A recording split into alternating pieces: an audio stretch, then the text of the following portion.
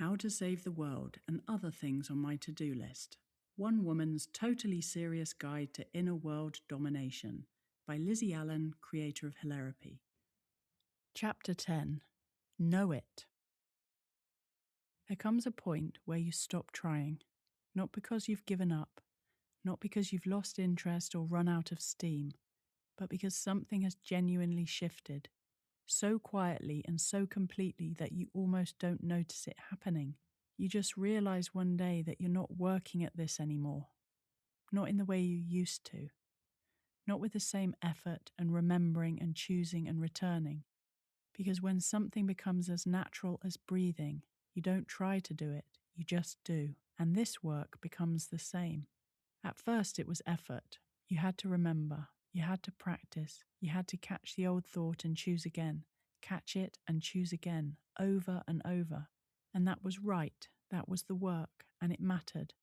But over time, through all of that practice, something settles, something moves from the surface down into the bones, and you cross a line quietly without fanfare, from faith into knowing. And knowing is different, really different.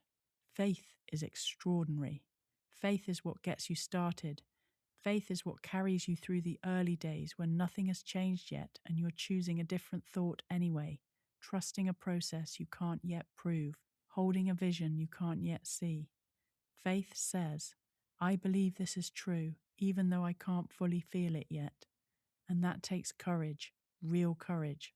But knowing is what faith grows into. Knowing is when the argument stops, when you no longer need to convince yourself, when what you think, what you feel, and what you say are in alignment, not because you're working to keep them that way, but because that alignment has simply become who you are. There is no internal negotiation running underneath it anymore. No voice quietly going, yeah, but what if it doesn't work? Yeah, but look at your life. Yeah, but what if this time it's different? That noise quiets, not all at once, gradually, like static fading as you move closer to the signal, until one day you realize it's mostly gone, and in its place there is something simple and steady and solid. Certainty. Not the loud, brittle certainty of someone trying to convince themselves. The quiet, rooted certainty of someone who simply knows. Like knowing the sun will rise. Like knowing your own name. You don't hope it, you don't check, you just know. Say this out loud. I know this works. I no longer question what I know. I trust myself deeply. I am anchored in truth. I have lived enough of this to know it is real, it is working, and I am in it. Take a breath. Feel what it's like to say that without the argument underneath it. Then this. I have crossed the line from faith into knowing. I no longer need to be convinced. I no longer need to keep proving it to myself. I know. And from that knowing, I live. And this. Something has settled in me. Something has moved from my head into my bones. I am no longer trying to believe this. I simply do. It is part of me now. It is who I am. It's like walking forward knowing the ground will be there beneath your feet. You don't hope it will be. You don't pause at each step to check. You just walk. And that's how you begin to live this. Not carefully, not tentatively, not with one eye always on whether it's working. You move forward without the constant internal negotiation. You are not trying to make life work anymore. You are being, and life is working through your being. That's the shift. From doing to being, from trying to trusting, from practicing a thing to simply being the thing. Say this. I move through life with ease and certainty. I am not trying to make things work. I am allowing them to work. I am not pushing life forward. I am moving with it. I trust the ground beneath my feet. I just walk. Then this. I release the constant checking. I release the need to monitor and manage and make sure. I trust what I have set in motion. I trust what I know, and I move forward from that place. And this. Life is not something I'm trying to figure out anymore. It is something I'm living. Fully. openly, with confidence and ease and deep inner trust. When you truly know something, not intellectually, but in your whole body, you move differently. There's a confidence to it, not loud or performed or trying to convince anyone of anything, just steady, a kind of quiet authority in the way you carry yourself, in the decisions you make, in the way you respond when things get difficult. There's an openness to your energy, a lightness, a freedom that comes from not bracing against life anymore, from meeting it instead, with clarity, with ease, with a sense of, I've got this, not because everything is perfect, but because I know how to move. You trust your intuition, not as an occasional suggestion, but as your true north, that quiet inner voice that has always known. You stop arguing with it. You stop overriding it with logic and practicality and what everyone else thinks. You listen and you follow. Say this now. I live from inner knowing. I trust my intuition completely. I do not override my own wisdom. I listen to the quiet voice within me, and I follow it confidently, consistently, without apology. Then this. I do not argue with truth. I do not talk myself out of what I know. I stand in certainty, not because everything is certain around me, but because something within me is. And this. I trust myself deeply, completely. I have earned this trust through every moment I showed up, every time I chose again, every time I came back. I know myself now, and I trust what I know. This doesn't happen in one big moment. There's no single day where you wake up and think, I've arrived. It builds through practice, through experience, through returning again and again to this work, even when it was easier not to.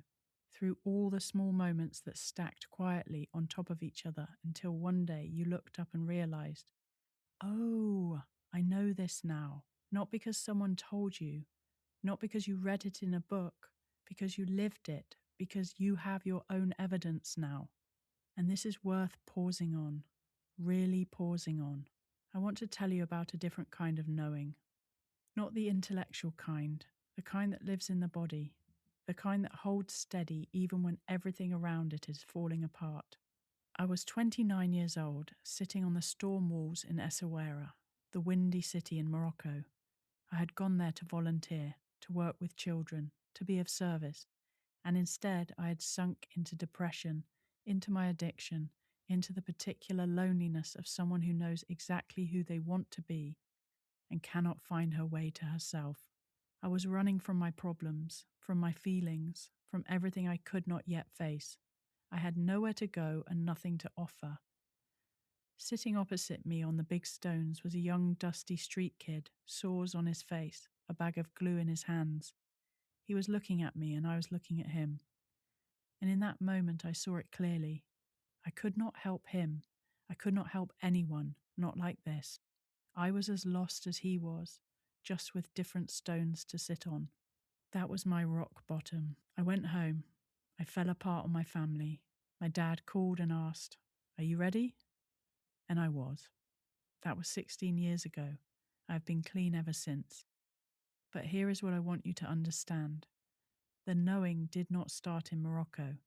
It started years earlier, in my early 20s, in the middle of the addiction, before I had any reason to believe it was possible. I held a vision then of who I was going to become, not just clean, useful, of real service. I could see it even when I could not find the door to it. Morocco was not where the knowing started, it was where the excuses ran out. And the vision I had been holding through every relapse and every dark night and every moment of thinking I would never find my way turned out to be completely, precisely, exactly true. That is the thing about knowing. It does not wait for the evidence, it arrives first. And then, if you trust it and keep walking toward it, the evidence follows. It always follows. Look back at everything we have covered in this book together. The mattress on the floor, the incense burning, and looking up from the page and remembering, oh, I know this. The decision at 22 to stop sitting on the volcano and give yourself to the creative force inside you.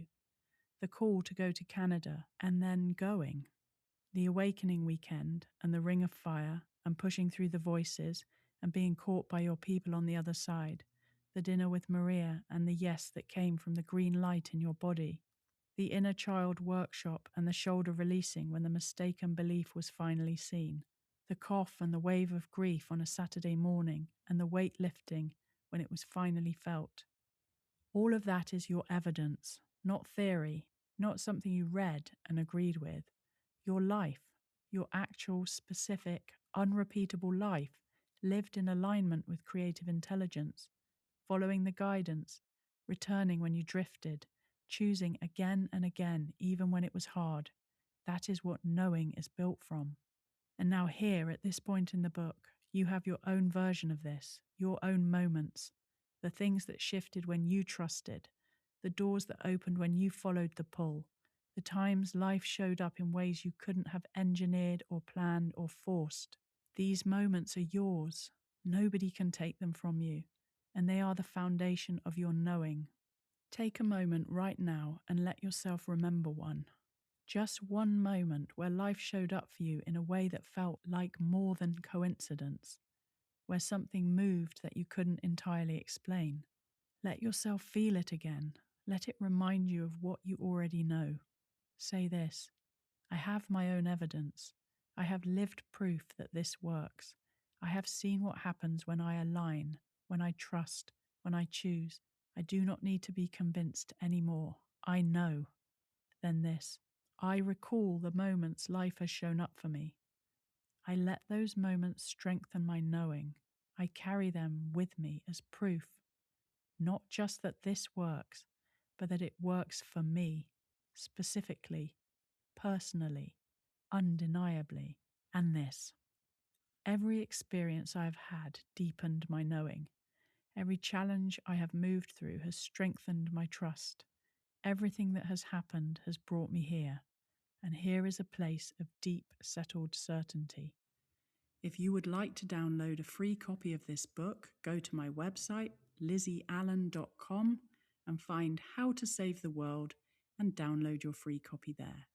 Don't forget to subscribe, follow, share with your friends, because this is a group effort. I'm really glad you're here. I love you, I love you, I love you. I'm out.